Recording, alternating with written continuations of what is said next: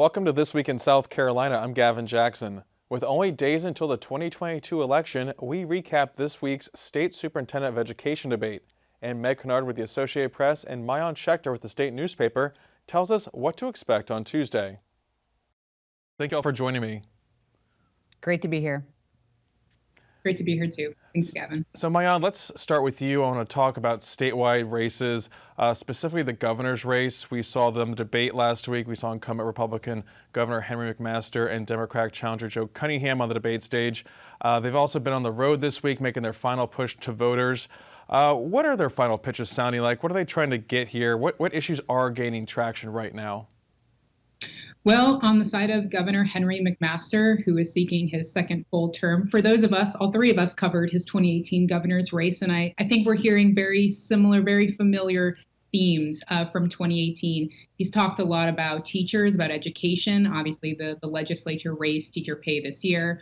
He's talked a lot about the economy and jobs, which is something nationally Republicans are really focusing on, and the governor, who's been talking about this since probably day one of becoming governor, has continued to repeat on the trail how South Carolina has made a significant comeback since the COVID-19 pandemic, when many people were out of work. Every week it feels like we're seeing new press releases from the governor's office about jobs being announced. We saw something recently from BMW, which is making a huge investment in the state, something the governor can tout.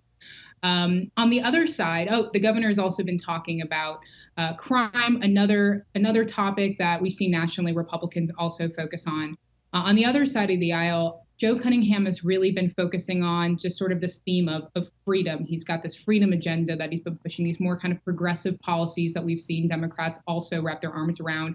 He's brought up same-sex marriage. This is particularly after the question was asked on the debate stage last week during the governor's debate, and McMaster said that he believed that marriage should be between a man and a woman. Of course, Joe Cunningham has also been talking a lot about the abortion debate that's been going on in the legislature. He's talked a lot about betting and legalizing marijuana, these more sort of progressive policies that Joe Cunningham really believes need to be pushed, down the line. Yeah.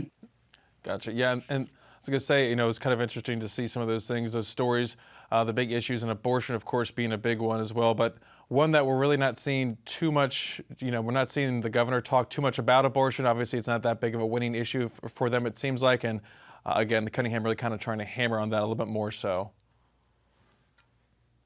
Right. And I will add one last thing, something that I think is pretty important that the governor has been talking a lot about during this race is his relationship with the legislature. The legislature obviously holds most of the power in this state, if not all the power in the state. The governor really has the power of the veto pen and the bully pulpit.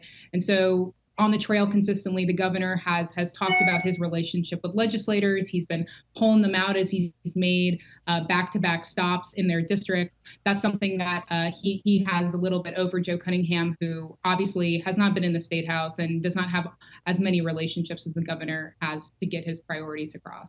Yeah, McMaster definitely has a different relationship than even his predecessors have had with the legislature and, again, working together, getting things done. Not really worrying about credit because they all seem to take credit anyway, so it doesn't really matter there. Meg, I want to jump to you and talk about realistically when we look at the likelihood of a Democrat winning statewide in South Carolina, something we haven't seen for years. This race, like so many others, are rated solidly Republican. What do you tell folks when they ask you, do you think a Democrat could win? Do you think Cunningham could win? It is a question that comes up all the time, right? Especially as we see these shifts happening in our neighboring states like North Carolina, which has elected statewide Democrats more recently than South Carolina has, and in Georgia, which has one of the most hotly contested Senate races of this entire cycle. South Carolina, as you note, has not done that lately. It's been more than 20 years since this state elected a Democrat as governor, and it's been more than a decade since any Democrat was elected statewide. There are a lot of reasons for this, and I don't think we have enough time to go into all of them, but when you look at the control in the legislature, both chambers led strongly by Republicans, as well as all of those statewide offices, And when you talk to voters and hear about what issues are important to them, sure, there are a lot of Democrats in South Carolina. We all covered the 2020 Democratic presidential primary, where there were 24 candidates at some point in the race, and there were a lot of Democratic voices playing roles in who ended up winning that nomination. But South Carolina is different than our neighbors. And, we only have one Democrat in Congress right now, and that's Jim Clyburn, who is in the leadership and has a very powerful role. But he is the only Democrat in our entire delegation of 7 members of the House plus the 2 senators. So I don't think it's going to be necessarily this election cycle where we see Democrats really starting to change a lot of that in our elected offices. That doesn't mean the time won't come. Politics is cyclical, and so there are these waves that come and go. But for right now, South Carolina does seem to be still considered, at least statewide, a solidly Republican state. And Meg, you were on a call with Congressman Clyburn this week too, and talking about realities for Democrats, not only here in South Carolina, but nationwide too when it comes to Congress. What was he saying? What was he forecasting? Listening to Whip Clyburn, who again is seeking his 16th term in the U.S. House. He's been there for a total of 15 terms thus far. And when he talks about this election, and when I asked him, what does it look like for Democrats, he kind of started casting it in more of a, well, elections it's not necessarily the result on election day or election night that is most important. It's the overall battle for not just power, but how he termed it, for our democracy. This is a theme that we've heard from Democrats across the country, including President Biden this week in his speech, that democracy itself is on the line in the 2022 midterms. That sounds a bit hyperbolic, but it's something that even in the very beginning of his presidential campaign, Joe Biden was hitting on, countering some arguments that he perceived from the Trump administration, which he cast as threats to overall democracy. So even when Jim Clyburn is talking about the fate of his own party in the House, it seemed to sound like he was maybe preparing for the loss of power, and maybe not overall necessarily, but certainly Democrats are anticipating that they'll be losing some seats, if not control overall of the chamber. And maybe it's that big picture that they want people to be thinking about and kind of preparing them for the election night results that may not go in their party's favor. Mm-hmm. And Maayan, let's switch back to statewide races too. We just saw the candidates for Superintendent of Education debate last night. That was Democrat Lisa Ellis and Republican Ellen Weaver. They're vying to replace 2-term outgoing Republican Superintendent of Education Molly Spearman on November 8th. What stood out to you during that debate? Anything that really jumped out? I mean, it wasn't too angry, it wasn't too feisty or anything like that. It was pretty. Everyone kind of stayed in their lane. There weren't too many jabs, but there were clear differences too. So what were some of those that you saw? Well, I think the big thing that did not come up at all, which I was sort of surprised that Lisa Ellis did not take advantage of, was talking about the credentialing issue, talking about Ellen Weaver's master's degree, which is something that's been dominating the superintendent's race for months, right? That did not come up at all during the debate. But as you mentioned, most of the themes that came up, most of the questions, the answers that came up were things we've heard most of this race. And we've heard their comments, whether it was book bans or where they side on vouchers or where they side on school funding. Lisa Ellis, of course, said that schools are being underfunded here in South Carolina, while Ellen Weaver said that they're not, they're being misfunded and that money isn't being spent wisely. So I think we all kind of expected the answers to many of your and Shauna Adcox's questions last night. Of course, the real thing is that voters are already starting to vote. Early voting already began in South Carolina. Of course, voters will go to the polls on Tuesday. So I'm not sure exactly what probably stuck out the most to voters that would change their votes at last minute when they go to the polls. I think all of the answers were kind of to be expected last night. Yeah, and I want to say that we did lead off that debate last night with a question about what makes you qualify, what experiences do you have to be superintendent of education. I thought that might have been something to spur that debate about the whole background when it comes to having to have a master's degree, which has been contentious because Ellen Weaver got hers very quickly this year, which has been a big issue when it comes to qualifications to be superintendent of education. So kind of surprised that didn't come up either, Maayan. But then anything else jump out to you, or was that pretty much par for the course? I think the only other things, Ellen Weaver talked about doing an audit of the Department of Ed, which I'm sort of curious what the reaction was to that last night. And Lisa Ellis talked a little bit about school takeovers and school consolidation. There's been a lot of conversation, a lot of focus on school consolidation in the rural areas of the state, which is where we've seen most of those school districts consolidate. But she really homed in on sort of the urban areas of South Carolina where there are multiple school districts, including here in the Midlands. And so that was one takeaway that I had. And Meg, switching to the congressional race, the most interesting one, we should say the most competitive one in South Carolina is the first congressional. You got Republican incumbent Nancy Mace down there, who's running against Dr. Annie Andrews. She's a Democrat. Been kind of a quiet race. It hasn't been too attention grabbing. Obviously, there's been one debate, which was very interesting. But we're seeing some big names, big last minute help for Nancy Mace. You wrote a story about this. Tell us what's going on down there in the first congressional district. Yeah, the general election in the first congressional district has not been as spicy, perhaps, as the GOP primary was. But certainly in this closing week, Nancy Mace is bringing in some heavy hitters, some well-known names, both in her party, outside of her party, and then some rising names, some rising stars. She's had Miami Mayor Francis Suarez, who is a very notable up-and-coming Republican, seen by a lot of people as a potential contender for his party's nomination in a future presidential cycle. He's been stumping for her and bringing some money. She's also having former Congresswoman Tulsi Gabbard, whom we all remember from her competition in the Democratic presidential nominating process here in South Carolina, spent a lot of time. She's going to be stumping with Congresswoman Mace as well. And then the leading Republican in the House of Representatives, Minority Leader Kevin McCarthy from California, is also coming to spend time and to campaign for Congresswoman Mace. In the conversations that I've had with the Congresswoman, people on her team, as well as some supporters, they feel very confident. It's not like they see this as a last-ditch effort to maybe bring over some voters to her, but it's more of sort of portraying her as the best person to represent a broad swath of voters, Republicans, Democrats, and potentially some independents, all of whom we know are crucial to bringing victory to a candidate in a district that can be as purpley or swingy maybe as the first district, which that's the only one of our seats to have flipped in recent memory. So that is certainly a closing argument that she's hoping to bring to voters here in this last week. Mm-hmm. And Meg, kind of speaking of big names helping out in other places, Tim Scott is another U.S. Senator here. He's up for re-election, but you really kind of wouldn't know it because it's not like it's a big race, not like that Lindsey Graham race that we saw back in 2020. Talk to us about that race. Talk to us about what Tim Scott's doing. We haven't really seen him much on the campaign trail because it's pretty much a foregone conclusion that he's going to win that seat again.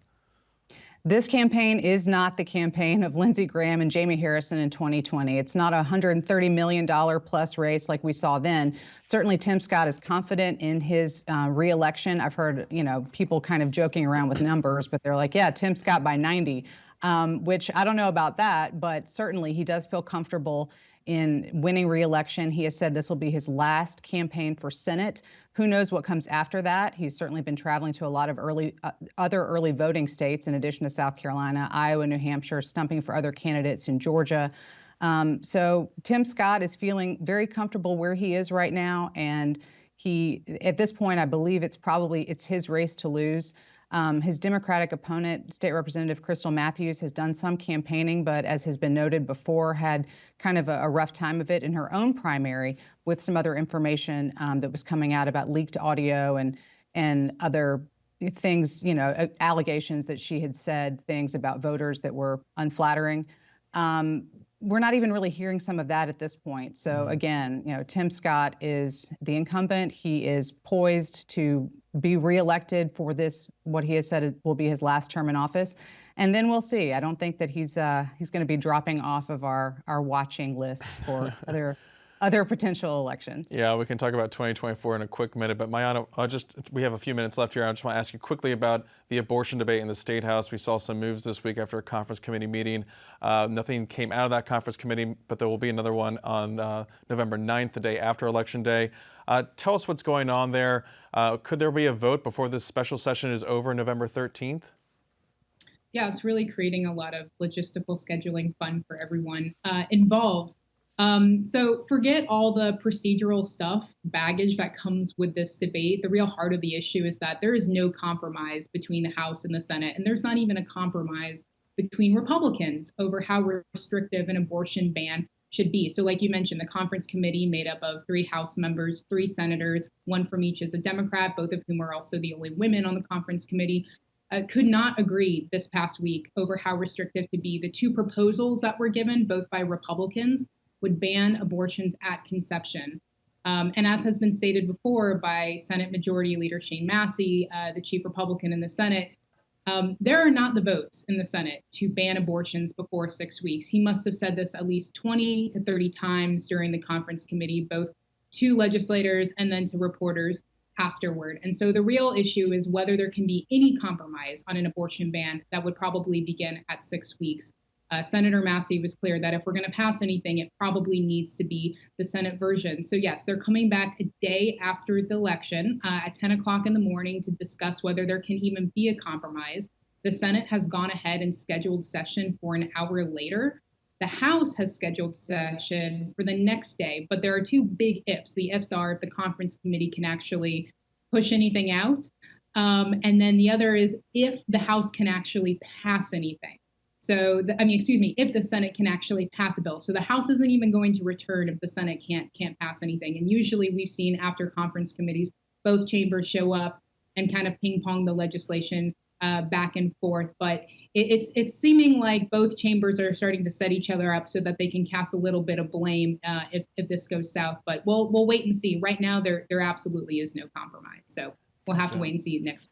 Yeah, something we'll be watching when we start back in January, the legislative session. Of course, we're pretty much out of time now. I don't want to even talk about 2024 yet because I know we'll have plenty of time to talk about it in the future, but we'll be definitely gearing up on November 9th once these elections are over, the midterms are over, and there'll be the long march to the 2024 nominating process. That'll be coming through South Carolina. So we'll be watching and we'll be on the trail with Meg Kinnard with the Associated Press and Maayan Schechter with the state newspaper. Thank you guys so much. This past week, SCETV, South Carolina Public Radio, and the Post and Courier hosted the candidates for Superintendent of Education, Republican Ellen Weaver and Democrat Lisa Ellis, for a debate in our Columbia studios. Here's a recap of some of the key moments from that debate. Well, this job is all about executive leadership. While I greatly value the expertise and calling of our teachers in the classroom, this is a management role of a multi-billion-dollar state agency with over 1,000 employees. And so that leadership experience that I have had in managing large budgets and staffs, founding a nonprofit, and serving in education policy on the Education Oversight Committee has given me a front row seat to understand the challenges that our education system faces, as well as the opportunities that are before us as a state. I truly believe that being totally transparent and rebuilding trust, we can work together to make South Carolina the greatest education system in the country, where again, every student has the opportunity to reach their full God-given potential. Ms. Ellis, tell us more about your qualifications and your background to lead South Carolina schools. I'm a teacher.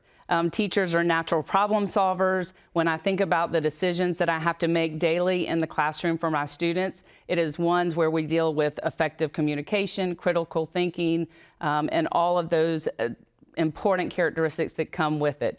My experience as Director of Student Activities has been handling budgets. What I have seen through my 22-year experience in the classroom is the fact that what's happening at the policy level is not helping students and teachers down in the trenches or in the classrooms. And so I believe that the teacher voice, understanding what is really going on in schools and how best to fix that, needs to come up to the policy level. You know, with that, with bringing all of our stakeholders to the table, including our teachers, our superintendents, our parents, our students, that's how we can really solve our problems in public education. But we have to be willing to listen to what actually the problems are and not what some people think that the problems are. Mm-hmm. Ms. Ellis, this next question is for you. This school year, the state budget sets minimum pay for a first-year teacher at $40,000. That's $10,000 higher than 6 years ago. How much higher should it be to attract and retain more teachers? And how will you persuade legislators to fund your proposal? I think that it's important to understand that while setting the minimum teacher salary schedule up to $40,000 and adjusting it does not mean that teachers saw a $4,000 salary increase this year. For example, I saw $1,700, which equates to $11 a paycheck Just to give you an idea of what that looks like, our school cafeteria, my lunch salad costs $6. So I think it's important for us to understand that when we talk about increasing the salaries, that not all teachers have seen that over the policy. I think that we have to really look at compensating our teachers and comparing the compensation for their professional degrees against all industries. We're no longer competing against other education. We're competing against all jobs that exist out there. And so if you want to make it competitive, you have to look outside of education and look at it that way. For example, a teacher who majors in chemistry can go and be a chemistry teacher, or they can go and work for a pharmaceutical company and make twice as much. So you've got to look at attracting your best and brightest by paying for it. Over the last 4 years, we've had enough budget surplus to be able to solve that problem, and yet the General Assembly has chosen not to. So I think that we have to encourage, if we want to retain and recruit teachers that are great and really there for our students, we have to stop looking at the way that we've always done it and look at how we move forward. Great. Ms. Weaver, to you about teacher pay. Gavin, that's a great question, and I think you hit on a really critical point, which is we can talk about the problems, and my opponent has rightly identified many of the challenges that our classroom teachers face as a classroom teacher, but talking about the problems is not the same thing as solving them. You have to actually be able to work with the General Assembly, with the governor, with superintendents and parents and educators around the state in order to actually get anything done. I have spent the last 10 years of my life building trusted relationships with the leaders in the General Assembly, who are the ones who run this state and who hold the purse strings and who are going to be the final deciders of whatever we do in education policy, including teacher salaries. As superintendent, I would like to see us get our teacher salaries raised up, not just to the southeastern average, which is where we currently are, but to the national average over the next 5 years. And one of the ways that I'm going to do that is to find savings in our current education budget. People ask me all the time, Ellen, is education in South Carolina underfunded? And I have to say, no, it's misfunded. In the conversations that I've had with teachers across this state, they tell me about books that are sitting in closets that have been unopened, technology that's not being used. We know that there is so much waste and inefficiency within the system, and as the state superintendent of education, I'll start by getting my own house in order at the State Department of Education, top to bottom audit to understand how money is currently being spent, where we can find savings so that we can return that money to the classroom to support our students and our teachers. So evaluations earlier this year determined that it would cost more than $1.5 billion just to meet our most critical needs, construction needs in our poorest districts. The legislature in the last couple of years has been sort of chipping away at that. What do you think the state's responsibility is in terms of school construction, and are you willing to push the legislature to continue a yearly investment? I would always push the legislature to do what is in the best interest of students. I mentioned earlier that we have school buildings that are 50, 70, 100 years old. There was a school in Lee County where the ceiling caved in. And, those are things that when you talk about academic learning for students, if they don't have a safe building in which to learn that is free from mold and mildew and those sort of things, then you can't expect them to focus on learning. I think that as a state, and it is written into our Constitution, we have an obligation to educate our students, and that starts off with safe school buildings. When we talk about school safety, a safe school building, safe and secure school building is one of the ways to make sure that that happens. For too long, our state has neglected our school buildings around the state, and now they're paying the price because what would have cost much less years ago is now costing more and more. I do think that we have a responsibility, the legislature has a responsibility to fund education, and they haven't done that since 2008, and we see the price that our students are paying because of it. Ms. Weaver. I do believe that it is a responsibility of the state to ensure that our students have safe and secure learning environments wherever they are in this state. There is so much money that is currently in our education system, and I'd like to see us make efficient use of the money that we already have in the system before we just start throwing money at problems. It seems like that too often is the call and the default of many in the education status quo, such as my opponent, who always go to more money is the answer. I think that there are many things that we can do at the state level through the Office of School Facilities to look at our buildings across the state, to develop a priority list, and then to go to the General Assembly to get that list funded. But again, that's going to actually take someone who is willing to work with the General Assembly, who has the relationships to get things done, not someone who has been adversarial and really done nothing but burn bridges over the last 4 years. I don't know if exactly that qualifies for a rebuttal, but I'm assuming maybe. I would like to Yes. to make a rebuttal. I find it so ironic that I am considered the status quo when I am the low man on the totem pole and have been fighting to have my voice heard for 4 years about the problems in education. The status quo is not me. The status quo, the teachers who we are the ones who are fighting hard for our students. When we're talking about funding, I think it's important for us to understand that our General Assembly has underfunded our schools since 2008 to the tune of $700 per student last year. So when you're consistently underfunding, you cannot expect students and teachers to have success. That is the role of the superintendent, is to push for proper funding for our schools. Can we change some of the funding? Absolutely. But first of all, we need to make sure that we're fully funding it. Thank you. To stay up to date with the latest news throughout the week, check out the South Carolina Lead. It's a podcast that I host on Tuesdays and Saturdays that you can find on southcarolinapublicradio.org or wherever you find podcasts. For South Carolina ETV, I'm Gavin Jackson. Be well, South Carolina.